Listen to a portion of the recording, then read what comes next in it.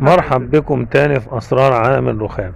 الحتة اللي قدامنا دي الجلاكسي دي حتة طويلة، طولها كده متر. هنعملها كلها كده تلبيسة واحدة للست درجات، يعني كل الست درجات هيبقوا قطعة واحدة. انا لما جيت اعلم بالقلم عليها لقيت العلم مش هيبان، فالوقت انا بديها جبس ابيض علشان لما اعلم هو كان هيبان لي انا واقطع عليه عادي، بس ما كانش هيبان في التصوير.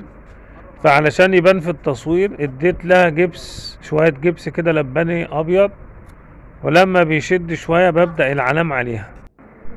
اليومين دول كده حاسس ان انا ان شاء الله هبقى معلق رياضي من كتر ما بقعد اعلق على الفيديوهات. ممكن ابقى معلق رياضي، مش عارف. طب اديني رأيك كده في الكومنتات.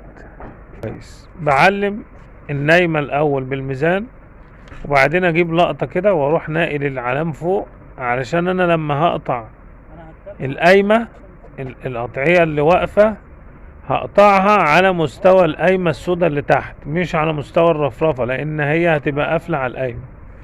وبحط الميزان واوزن في كل حتة، بوزن واقف كده واوزن نايم واللي بعديها واللي بعديها اهو كده. العلام الواقف على الميزان والعلام النايم على الميزان، وفي نسبة الميل اللي في الدرجة. لو الدرجة عدلة بوزن عدل. بعمل كده كل درجة كده اعمل لها علام نايم وعلام واقف. حتى الدرجة الاخرانية تحت عملت لها علام. بعد كده الدرجة الفوقانية اللي فوق خالص بقيس كده ال16 سنتي، اذا كانت 16 بعمل 16، اذا كانت 15 17، زي ما تكون الدرجة اللي انا قاعد عليها دي ارتفاعها بعمل زيها. بقيس من هنا ومن هنا علشان برضو لو في نسبة ميل تيجي معايا لما تنزل الحتة بعد القطعية فوق الدرجة، تبقى فيها نسبة الميل اللي في الدرجة. الشغل ده مش معروف هنا في القاهرة، عشان ما شفتش حد بيعمله في القاهرة خالص يعني. دي كده اتعلمت الوقت اللي هم الست درجات مكانهم اتعلم. هناخدهم فوق كده على البرميل ونبدأ نفضي بقى مكان العلامات.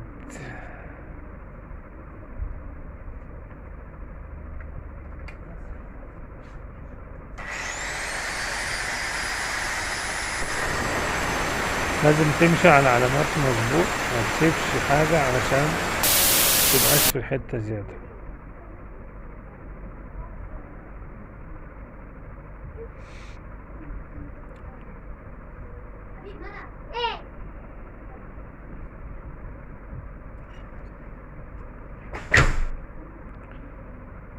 مش عارف ليه حاسس ان الصاروخ بيقف، مع انه هو ما كانش بيقف. يعني دي حاجة في التصوير ولا ايه؟ مش فاهم. ولا في المونتاج، ولا هتظبط بعد المونتاج؟ مش عارف.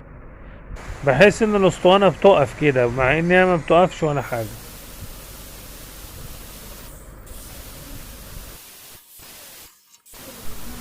الشغل ده يا جماعة ما ينفعش باسعار الشغل العادي. يعني المفروض ان ده عشان بياخد وقت طويل جدا ومقرف. مش اي حد بيكون عنده صبر ان هو يعمل شغل زي كده. وطبعا الخامة بيتهدر منها برضو نسبة كبيرة، فالمفروض ان هو بيبقى السعر بتاعه اغلى شوية.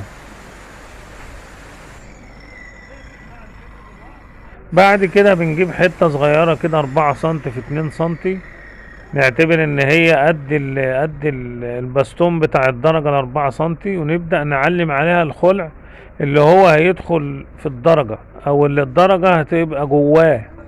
دي الحتة دي كده 4 سنتي في 2 في 2، وبعلم عليها كل الاماكن اللي هي مكان الدرجة. وبعدين اقطع واحدة واحدة كده. في ناس بتقطع في المخ بتاع الدرجة نفسه مكان، بدل ما يشيل من التربيسة ويتعب بيقطع حتة من الدرجة، وده غلط واحنا اتكلمنا عليه في فيديو قبل كده. ممكن تحط الحتة وتشيلها 3 4 مرات وتمسح منها لحد ما تطلع مظبوطة. وبرضو بعد ما بتطلع مظبوطة بيبقى فيه فروقات في اللحامات شوية، بس علشان طبعا بتبقى داخل القايمة بتاع الدرجة وكده ما بتبانش، بتتزملك بعد كده باللون بتاعها، اذا كانت اسود او احمر او اي لون بتبقى جميلة يعني، ما بتبقاش وحشة.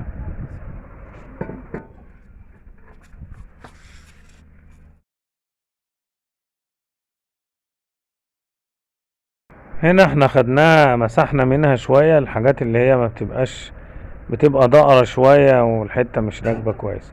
بعد ما خلصناها الناحية دي بننقلها الناحية التانية، بس بنخلي الوش بتاعها ناحية الحيطة والظهر بتاعها ناحية بره.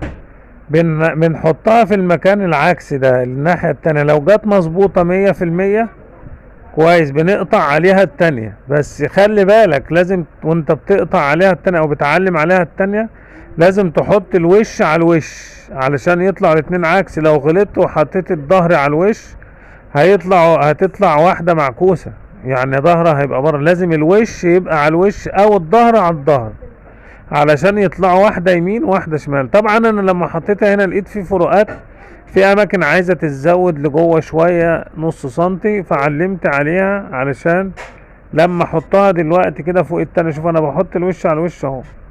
الاماكن اللي كانت عايزة تتزود علمت عليها وعرفت النسبة اللي هزودها، وهبدأ دلوقتي وانا بعلم واحدة واحدة. المكان اللي هو محتاج يتزود بزوده نفس القيمة اللي انا عاملها. يعني انا راسم على الحتة دي اللي محتاجة مثلا نص سنتي او 2 ملي او 4 ملي بعلمهم واخد قبالهم ازود نفس القيمة قبالها. هيبان الكلام ده الوقت اهو.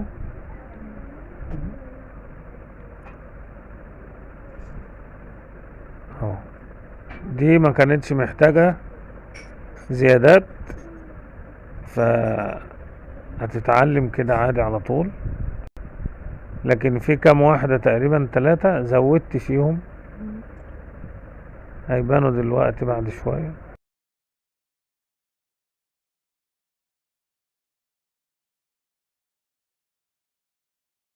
بص بقى هنا تلاحظ ان انا هزود نص سنتي،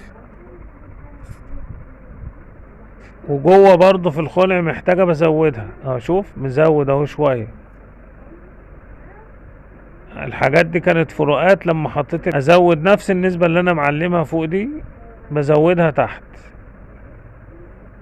بعد كده الحتة لما بتتحط بتبقى مظبوطة، يعني ايه بس بنسبة 90% مش 100%. بعد كده بعد ما ريحنا الحتة مكانها تمام التمام بنجيب الوزرة اللي احنا هنركبها اللي هي 15 سنتي او اذا كانت اكتر او اقل، ونعلم كده على الحتة ونشيل الزيادة اللي فوق المثلث ده والزيادة اللي في الجنب علشان هنحط بقية الوزرة جنبيها. ممكن انت ايه تقطع على وش الدرجة يعني، بس انا ما حبيتش اقطع على وش الدرجة، خليتها عشان الحتة كل ما كانت طويلة كده بيبقى شكلها جميل.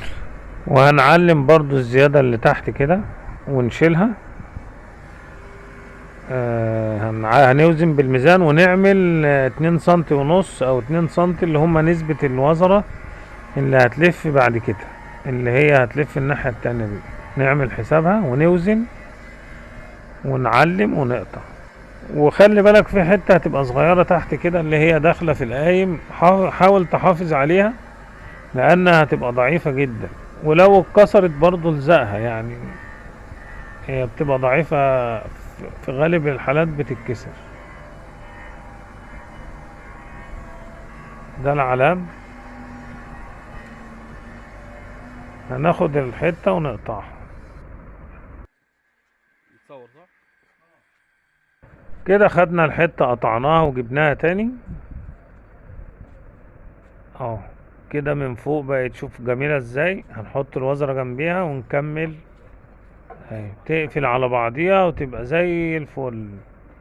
شوف الشكل بتاعها جميل، وهي قطعة سليمة معمولة 6 درجات، واحيانا بعملها 7 درجات و8 درجات.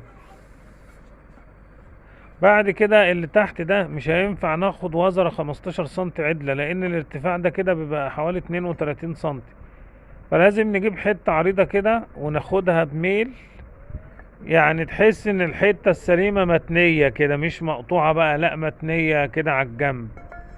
ناخدها من هنا عالية ومن هناك واطية على ارتفاع 15 ونقطعها ونكملها بحتة زي ما انا هعمل كده الوقت. خلي بالك من الجزئية دي كده.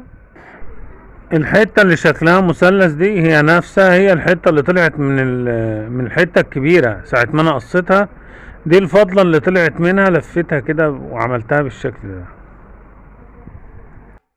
التلبسة دي يا جماعة اللي هي طولها مترين عرضها 30 سنتي، عشان 16 منهم جوه الدرجة و14 فوق الدرجة. لو عملتها اقل من كده هتبقى شكلها مش حلو وممكن تتكسر وانت شغال فيها. ممكن تعملها اكتر من كده، تعملها 40، تعملها 60، لو هي الحيطان هتتجلد عادي مش مشكلة في الزيادة. خد بالك بقى انا فصلت الحتة ازاي.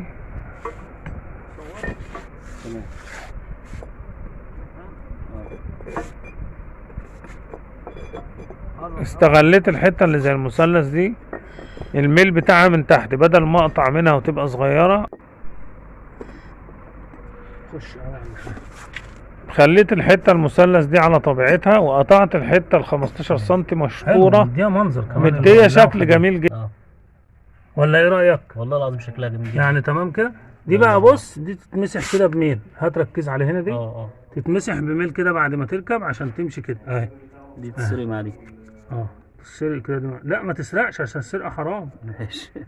تموتها برضه، لو موتها حرام. حرام برضه. امال ايه؟ تاكلها؟ كلها، الاكل مش حرام. واقف؟ خلاص تمام.